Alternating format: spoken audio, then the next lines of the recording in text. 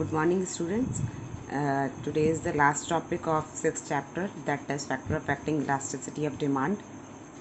तो बेटा ये बहुत ज़्यादा इम्पॉर्टेंट रहता है बिकॉज और क्योंकि थोड़ा सा कंफ्यूजिंग रहता है with the factor affecting demand and the factor affecting elasticity of demand. कई बार ऐसा होता है कि फैक्टर पूछे गए होते हैं डिमांड के और बच्चे इलास्टिसिटी के लिख के आते हैं.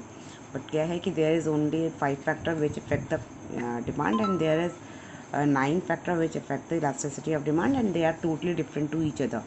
तो today we will discuss this.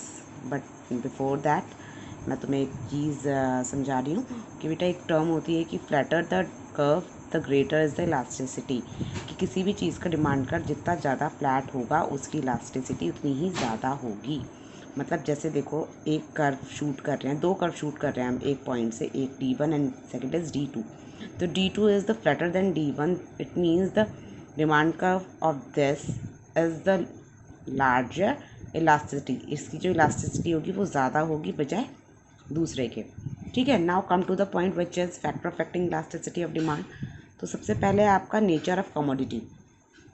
कोई कमोडिटी का नेचर कैसा है. अगर वो कमोडिटी बहुत ज़्यादा नेसेसिटी वाली है, सपोज़ वाटर है, सॉल्ट है, शुगर है, ये चीज़ें ऐसी हैं जो मतलब जो हम कंज्यूम करते ही हैं और जिनको कंज्यूम करना हमारे लिए ज़रूरी होता है. तो इनकी इलास्टिसिटी चाहे इनका रेट ज़्यादा हो जाए कम हो जाए, इनकी जो डिमांड होती है वो ऑलमोस्ट सेम होती है. तो इसकी जो इलास्टिसिटी होगी वो इनलास्टिक होगी. अगेंस्ट ऑफ इट कुछ चीज़ें ऐसी हैं जैसे जो लग्जरी टाइप की चीज़ें होती हैं, जैसे मान लो AC हो गया.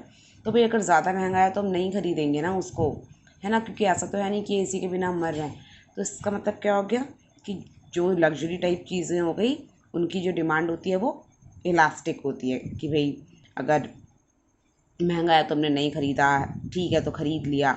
लेकिन जो नेसेसिटी वाली चीज़ें होती हैं उनकी क्या होती है, इनलास्टिक होती है कि उनकी डिमांड पर ज़्यादा असर नहीं आता है. नेक्स्ट है अवेलेबिलिटी ऑफ सब्सटीट्यूट. कि किसी चीज़ का कितना सब्सटीट्यूट मार्केट में है. Good which have close substitute have more elasticity. अगर मैं मार्केट में जा रही हूँ बोरोलिन ख़रीदने और बोरो प्लस मुझे सस्ती मिल रही है तो ऑफकोर्स मैं बोरोलिन नहीं ख़रीदूँगी. इसका मतलब क्या हो गया कि जिस चीज़ का क्लोज सब्सटीट्यूट मार्केट में होता है उसकी डिमांड इलास्टिक होती है. मतलब उसकी डिमांड कम ज़्यादा हो जाती है. ठीक है. जिस चीज़ का क्लोज सब्सटीट्यूट नहीं होता, सपोज़ मैं बोरोलिन लेने गई थी और मार्केट के अंदर कोई दूसरी क्रीम है ही नहीं, तो चाहे महंगी हो चाहे सस्ती हो मुझे वही ही ख़रीदनी होगी ना. तो इसका मतलब वो इनलास्टिक हो जाती. लेकिन क्योंकि उसका close substitute is available in the market, that is why the demand for Boroline is elastic. Diversity of users. Variety of users have elastic demand. जिस चीज़ का हम जितनी भी ज़्यादा जगह यूज़ करते हैं, है ना, मतलब जितनी डाइवर्स, जैसे मिल्क हो गया तो मिल्क को हम स्वीट डिशेस के लिए भी यूज़ कर रहे हैं, हम उसको दही बना रहे हैं, हम उसको पी रहे हैं, हम उसको मतलब डिफरेंट डिफरेंट तरीके से उसको चाय बना रहे हैं, पी रहे हैं. तो जिस चीज़ की डिमांड का जो यूज़ है जितना डाइवर्स होता है, जितना ज़्यादा होता है, उसकी जो डिमांड होती है उतनी ज़्यादा इलास्टिक होती है. क्यों. सपोज़ कल को दूध बहुत ज़्यादा महंगा हो जाता है तो हम दही नहीं खाएंगे, हम उससे कोई स्वीट डिश नहीं बनाएंगे, हम चाय पीना बंद कर देंगे, तो उसकी डिमांड खुद ही थोड़ी सी कम हो जाएगी. तो इलास्टिक होगी, कम ज़्यादा हो जाएगी. Postponement of use. अगर किसी चीज़ के यूज़ को हम पोस्टपोन कर सकते हैं तो उसकी डिमांड इलास्टिक होती है. सपोज़ मैंने सोचा कि मैं घर बनाती हूँ, लेकिन अब ऐसा लगता है कि भाई लॉकडाउन हो गया, वर्कर्स भी नहीं मिलेंगे, लेबर्स भी नहीं मिलेंगे, तो मैं घर बनाने की जो डिमांड होगी उसको पोस्टपोन कर दूँगी, क्योंकि इतना भी ज़्यादा ज़रूरी नहीं है, अभी भी हम रह ही रहे हैं, है ना. तो डिमांड क्या हो जाएगी, इलास्टिक हो जाएगी. तो जब भी किसी चीज़ की डिमांड पोस्टपोन की जा सकती है उसकी डिमांड इलास्टिक होती है. जिस चीज़ की डिमांड पोस्टपोन नहीं की जा सकती, सपोज़ आज मैं बीमार हो जाती हूँ और मुझे दवाइयाँ चाहिए, तो अब इसको तो मैं पोस्टपोन नहीं कर सकती ना कि मैं जुलाई में बीमार हूँ तो मैं दिसंबर में दवाई कंज्यूम कर लूँगी या ले लूँगी.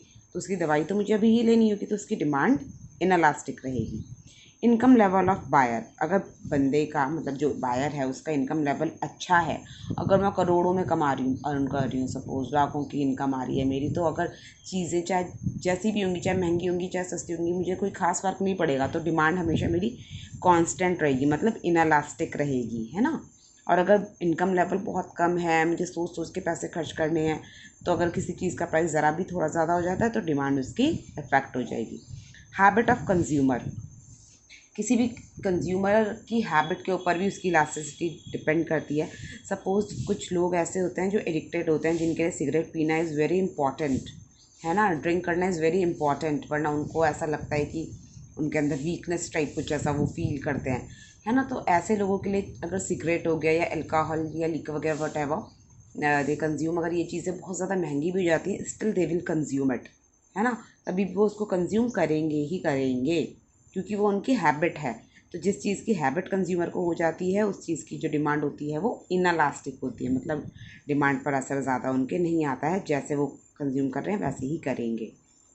Proportion of income spend on the commodity, कि आप अपनी इनकम का कितना प्रोपोर्शन कमोडिटी पर लगा रहे हो, स्पेंड कर रहे हो। अगर आप अपनी इनकम का बहुत ज़्यादा परसेंट लगा रहे हो, सपोज़ मेरी इनकम है 10,000, मैं किसी चीज़ की डिमांड जब कर रही हूँ तो उस पर 8,000 मुझे खर्च करने हैं, तो हो सकता है कि इसकी डिमांड मैं कम कर दूँ, क्योंकि बहुत ज़्यादा इनकम का पोर्शन जा रहा है उस पर, है ना। तो मैं सोचूंगी कि लूँ कि नहीं लूँ, तो डिमांड इलास्टिक हो सकती है। अगर सपोज़ 10,000 इनकम है और मेरे को जो सामान ख़रीदना है वो केवल 2 रुपये का है, मैं ईज़िली ख़रीद लूँगी, है ना, चाहे रोज़ भी ख़रीदनी होगी, तो इलास्टिक रहेगी। नेक्स्ट है प्राइस लेवल, कि अगर कोई चीज़ सस्ती सी है तो उसकी डिमांड पर कोई खास फ़र्क नहीं पड़ेगा, यानी कि इनलास्टिक डिमांड रहेगी। अगर कोई चीज़ बहुत महंगी है तो उसकी डिमांड इलास्टिक रहेगी, कम ज़्यादा होगी। टाइम पीरियड, किसी भी चीज़ की डिमांड अगर शॉर्ट टाइम में देखी जाए तो हमेशा इनलास्टिक रहती है, और अगर हम लॉन्ग टर्म में देखते हैं तभी जाके उसकी डिमांड पर असर आता है, कम ज़्यादा होती है। जैसे सपोज़ कोई चीज़ मार्केट में लॉन्च हुई, सपोज़ कुरकुरे मार्केट में लॉन्च हुई, तो अगर हम सोचेंगे 1 हफ़्ते का देखते हैं रिकॉर्ड, तो 1 हफ़्ते में तो लोग ट्रायल करते रहते हैं, हाँ सब कंज्यूम कर रहे हैं। आफ्टर 1 वीक डिमांड पर असर आएगा, जब लोगों की जो डिज़ायर्स होगी वो आएगी, फेवरेबल चेंज या अनफेवरेबल चेंजेस आएंगे।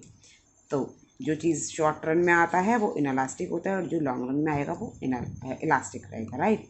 So that is all for today, and that is the last topic of the chapter. And tomorrow I will send some notes related to the chapter. Till then, you make yourself understand with the topic and prepare your own notes. Thank you.